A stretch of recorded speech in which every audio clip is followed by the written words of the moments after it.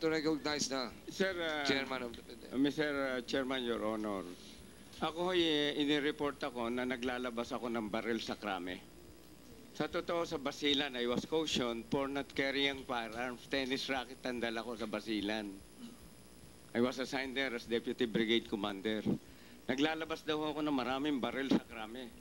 Makinig ko kayo, 23 o'clock, DWIC yata yon. Calvento files, to be very specific. Permi ho kami binabanatan dyan. Ano ho? Hindi ho ako yung Tagoy Santiago na naglalabas ng baril sa krame. Ang dami ho Santiago na pagka-premier, Tagoy ang pangalan.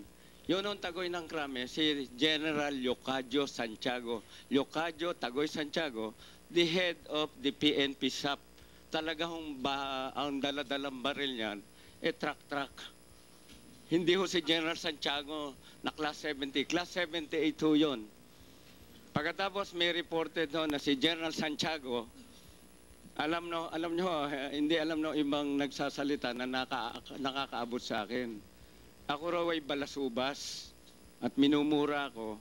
Yun daw anak ko tarantado. May junior ako na nagpupus ng drugs dyan sa Green Hills.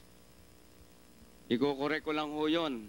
Yun ang nare-report doon, ang pangalan Melo Santiago. Ang anak ko ho, ang pangalan Melon with an N.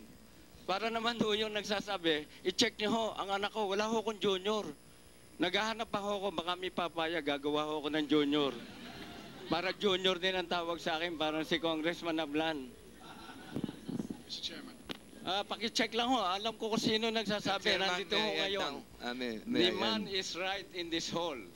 He should check yung kanyang pinagsasabi. So, Mr. Chairman, thank you very much.